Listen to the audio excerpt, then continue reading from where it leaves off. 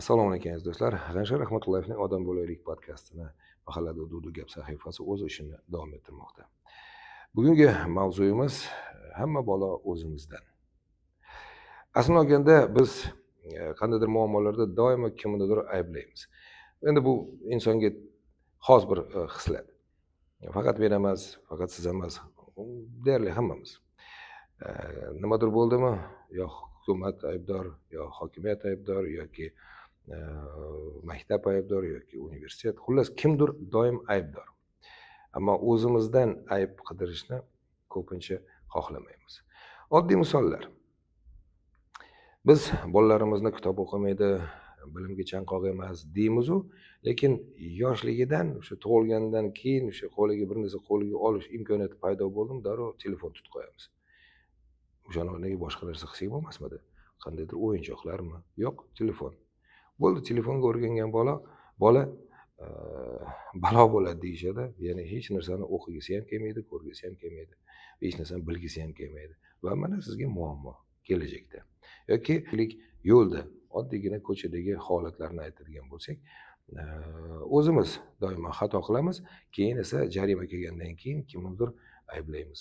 Vaholanki, agar o'sha qoidalarga rioya qilib yuradigan bo'lsak, hech qanday muammo yo'q. Kameralar ko'p deymiz, GAI xodimlari hamma yoqda ko'payib ketgan deymiz, lekin mana shu tartib intizomga o'zimiz rioya qilishimiz kerak avvalambor. Misol uchun, Xudoga shukr, mana masjidlarimiz juda ham ko'p. Juma masjidga Xudoga shukr odam juda ham ko'p boradi, ichi ham to'la, tashqari ham to'la. Negadir mana shu masjiddan chiqayotganimizda juma namozidan keyin hech kim bir-birini turtmaydi ham, birov qo'pol gapirmaydi, yomon qaramaydi.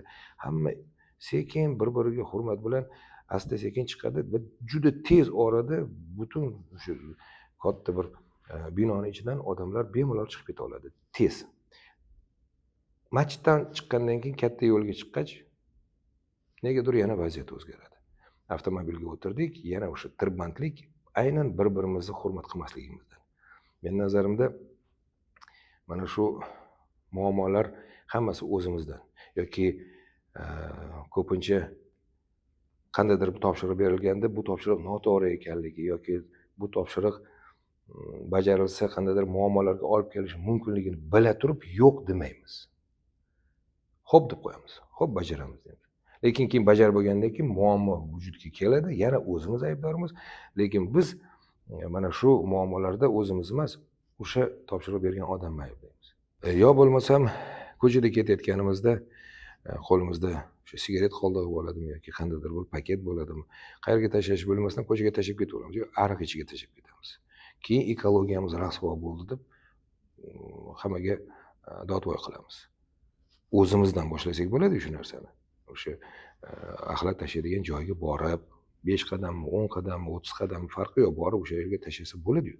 Yoki bo'lmasam aynan asfalt qilingandan keyin negadir ko'pchilik o'sha suv o'tkazish kerakligi esiga tushib qoladi. Darrov ko'laydi, darrov trubalar o'tkazadi. Asfalt qo'yilgandan keyin vaholanki ungacha yarim yil shag'al bo'lib turgan paytda hech kim hech narsa qilmagan. O'sha asfalt bo'lgandan keyin ko'lab, rasvosini chiqarib, keyin mayli to'g'rilab qo'ysa, to'g'rilab ham qo'ymaydi. Keyin aytadi, hamma yoq rasvo bo'ladi deydi. Yoki bo'lmasam qurilish qilayotganda ko'chaga shag'al, turpoq, qum sep qo'yamiz. Uni aylanib o'tayotgan odam har bittasi so'kib o'tadi. Hammasiga o'zimiz aybdor emasmizmi? Hammasiga o'zimiz sababchimiz. Men nazarimda birovga birov bir narsa deyishdan oldin yoki davlatimiz unday qilmayapti, bunday qilmayapti deyishdan avval, to'g'ri ko'p narsaga qo'shilaman, o'zim ham shunaqa deyman. Misol uchun men ham bundan mustasno emasman. Mana shu qilayotgan xatolarim ham menda ham juda ham ko'p. Lekin men nazarimda biroz to'xtab, o'ylab, mana shu o'z xatolarimizni har birimiz to'g'rilashga harakat qilsak, hayotimiz darrov o'zgaradi. Siz nima deb o'ylaysiz?